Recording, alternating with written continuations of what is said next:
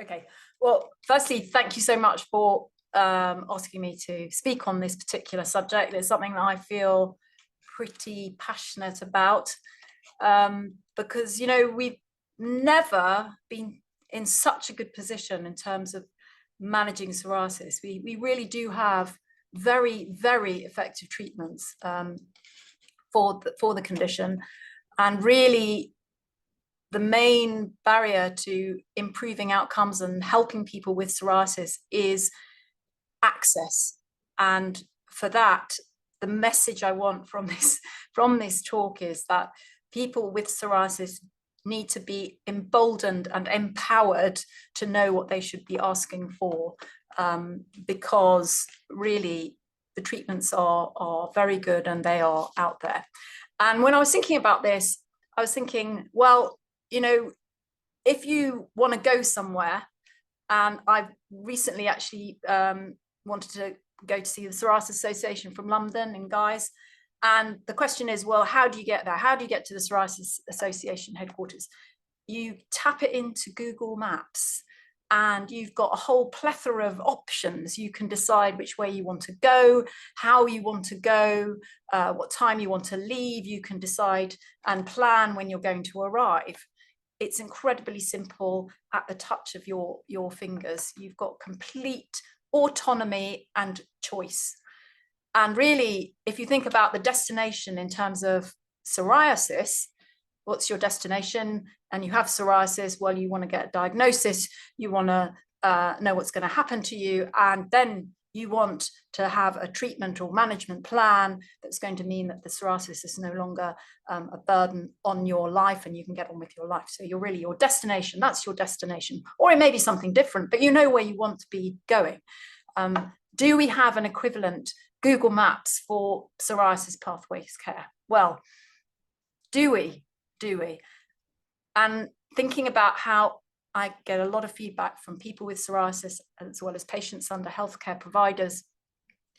It's not a simple question that you feel quite relaxed about. Actually, it can often be a really overwhelming situation with multiple questions, multiple people telling you what you should be doing. And really, it's sometimes crippling to try and find decent help for psoriasis.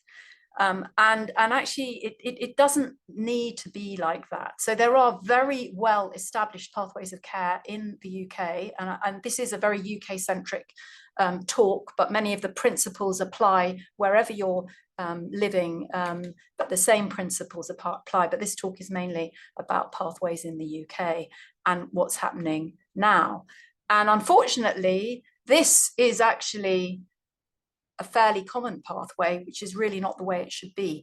People with psoriasis present for help, often to their GP, and their experience is not necessarily that positive. I certainly wouldn't like to say it's always this case, but often there are a very trial and error approach. This is work that's come out. This is research work that's shown that there's people feel uncertain about what the options might be after that consultation. They're dissatisfied with the treatment.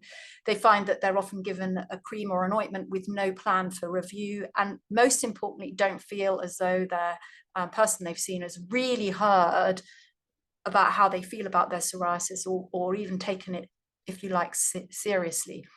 And after that initial consultation or initial few consultations, people often or may move into what's called a period of tolerance. In other words, they accommodate their psoriasis, but they learn in very maybe negative ways to hide it, or feel that also they don't feel as though perhaps it's not worthwhile treatment.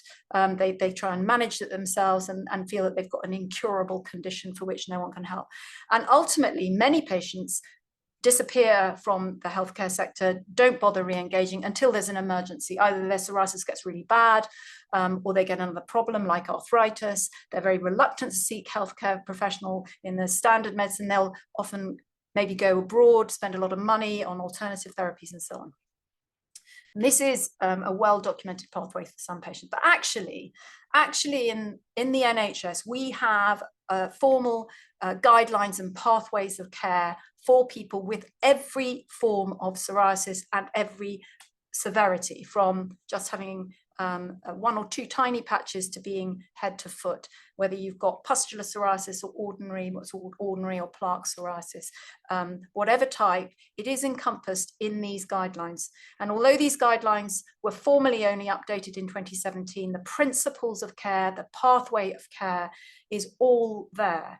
And critically, if you look, there's also a patient and public lay version, and I've listed it here on the right hand side, where these are all of the recommendations which have been shown to be cost effective that people with psoriasis should expect when they seek help within the care sector, and it's all there in sort of very understandable language. It's been written in that way.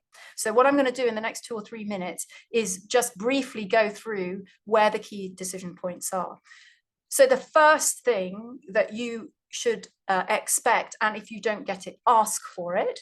And if it's not you, if you're advocating for somebody else, or you have a child with psoriasis, you want a proper holistic assessment.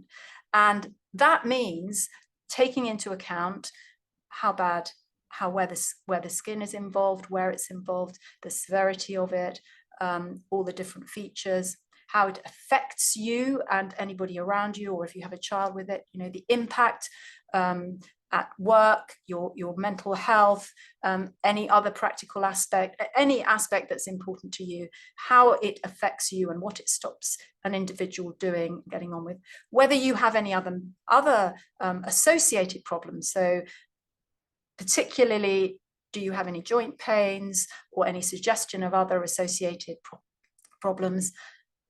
And also, what's your general health? So we know, for example, there are certain associated medical problems that are more common in people with psoriasis. So in addition to things like high blood pressure and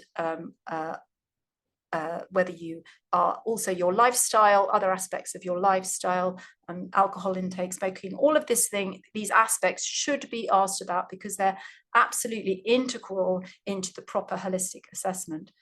In addition, the clinician should look at your skin and you should report to the clinician how bad you feel your skin is and what you know about psoriasis, what you want to know about, and your treatment views about what treatment options you might have. In terms of after that holistic assessment, the key decision is, are creams and ointments going to be the right adequate treatment for the type of psoriasis you have? And that is possible right from the get-go. So for example, if you already have extensive psoriasis, then topical therapy is fine to be giving initially, but in the NICE guidelines, we make it very clear that those individuals should also be directly referred to a specialist, because there are very many instances where topical treatments we know really will not be adequate to manage it. In addition, we have to accept at the moment in the healthcare sector that creams and ointments are the only treatment that most primary care physicians can give, GPs can do. And therefore, all of the other very effective treatments that we have all got to be given by a specialist referral.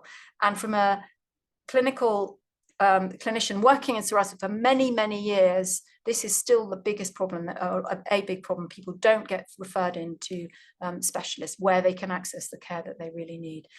And so, you know, we know that if there's a large area of your skin involved, if it's involving difficult to treat sites, so nails, flexural sites, hands and feet, we know those really creams and ointments really are often not enough. Sometimes creams and ointments just don't work.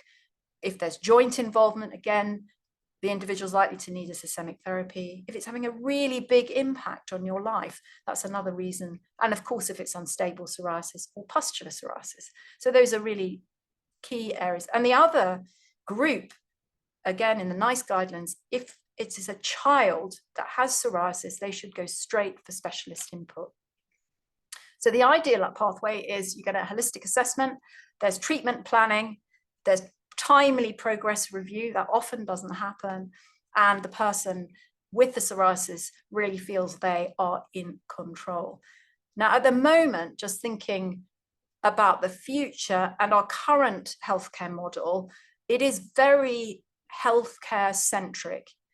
it's driven by healthcare professionals, ideally with the person affected, but often driving treatment decisions. And it's a healthcare centric model. And what we want to be thinking about is people power, people with psoriasis having power. And this is a really exciting time in healthcare. Satvir is in the next talk going to be talking to you about initiatives here where we are developing an app which will, although it's being used for research at the moment, the plan is for this to be used for you to enter data, understand what type of psoriasis you have and where you should be going, what treatments you should be having. And once you have that treatment, also directing when you need it, and being much more in the driving seat. And I hope when we talk at the end in the panel about how we can really, what the barriers are to emboldening and empowering patients to really demand what has been approved for delivery within our current healthcare system. So that's really, and I do know that it doesn't happen, but it is, it's a work in progress. Anyway, that's all I was going to say, just as a starter for 10, and hope we can really have a discussion at the end. Thanks very much, Jonathan.